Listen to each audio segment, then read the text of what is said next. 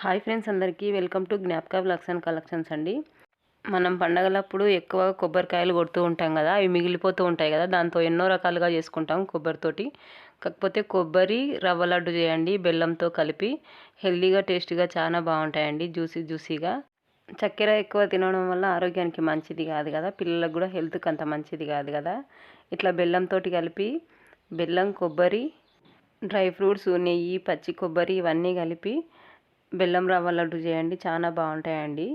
చక్కెరతో అయితే ఎక్కువగా చేసుకుంటాం కదా, ఇలా బెల్లంతో కూడా ఒకసారి ట్రై చేసి చూడండి, చాలా బాగుంటాయి. టేస్ట్ అయితే ఎట్లా చేసుకోవాలో చూపిస్తానండి.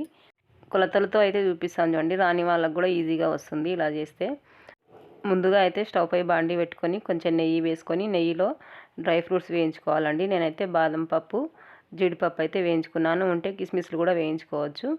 తర్వాత ఇదే కప్పు చూడండి, కప్పు చూపిస్తున్నాను కదా, ఇదే కప్పుతోటి ఒక కప్పు బొంబాయి రవ్వ అయితే వేసుకోవాలి. సన్న రవ్వ ఉంటుంది కదా, అది ఉప్మా రవ్వ. రవ్వ అయితే కలర్ వచ్చేంత వరకు అయితే నెయ్యిలో వేయించుకోవాలండి. డ్రై ఫ్రూట్స్ వేయించుకున్న తర్వాత మిగిలిన నెయ్యి ఉంటుంది కదా, కావలిస్తే ఇంక కొంచెం నెయ్యి వేసుకొని వేయించుకోవాలి. కలర్ వచ్చేంత వరకు మంచి కమ్మటి వాసన అయితే వస్తుంది, అప్పటి వరకు అయితే వేయించుకోవాలి. రవ్వ కలర్ వచ్చేంత వరకు వేయించుకున్న తర్వాత కొబ్బరి ఉంటుంది కదా, పచ్చి కొబ్బరి చిప్ప ఒక చిప్ప తీసుకుంటున్నానండి నేను ఇక్కడైతే. అదైతే చిన్న చిన్న ముక్కలు కట్ చేసుకొని 3-4 యాలకులు వేసుకొని మిక్సీకి అయితే వట్టి పెట్టుకున్నా. మిక్సీకి వట్టి పెట్టుకున్నది ఉంటుంది కదా కొబ్బరిది, అదంతా వేసేసుకొని దీంట్లో అయితే కలిపేసుకోవాలి. అది కూడా పచ్చివాసన పోయేంత వరకు వేయించుకోవాలి.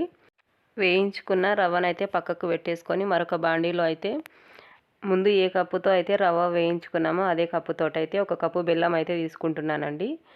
ఒక కప్పు రవ్వకి 3/4 కప్పు బెల్లం అయినా సరిపోతుంది. కాకపోతే ఇక్కడ కొబ్బరి తీసుకున్నాం కదా, కొబ్బరికి రవ్వకైతే ఒక కప్పు బెల్లం తీసుకుంటే కరెక్ట్ సరిపోతుంది అనమాట తీపి అయితే.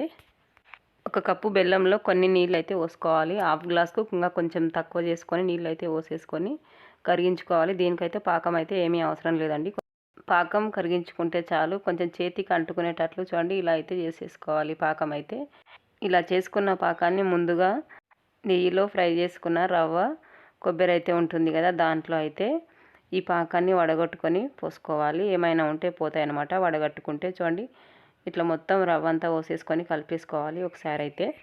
బెల్లం, రవ్వ, కొబ్బరి, యాలకుల పొడి అంతా 4 కలిసేటట్లు కలుపుకున్న తర్వాత, పాకం అంతా కలుపుకున్న తర్వాత వేయించుకున్న డ్రై ఫ్రూట్స్ ఉంటాయి కదా, అవి కూడా వేసుకొని ఒకసారి అయితే కలిపి పెట్టుకోవాలండి. ఆ తర్వాత పాలు, హాఫ్ గ్లాస్ పాలు అయితే కలుపుకోవాలి, చూసుకొని కలుపుకోవాలండి, లేకపోతే మెత్తగా అయిపోతాయి కదా. కొంచెం కొంచెం వేసుకుంటూ కలుపుకొని ఒక 10 నిమిషాలు అయితే పక్కకైతే పెట్టుకోవాలి మూత పెట్టుకొని. చూడండి, 10 నిమిషాల తర్వాత అయితే రవ్వ అయితే గట్టిపడిపోయింది కదా. ఇప్పుడైతే మరొకసారి కలుపుకొని అయితే లడ్డూల్లాగా అయితే చేసుకోవడమేనండి. మనకి ఏ సైజు నచ్చితే ఆ సైజుల్లో లడ్డూలా చేసుకోవడమే. లడ్డూలు అయితే నాకైతే చూపించిన కప్పుతో కరెక్ట్ 20 లడ్డూలు అయితే అయినాయండి. చిన్న చిన్న సైజు అయితే చేసిన, అంత పెద్దగా అయితే ఏమీ చేయలేదు. చూడండి, ఈ సైజు అయితే చేసిన.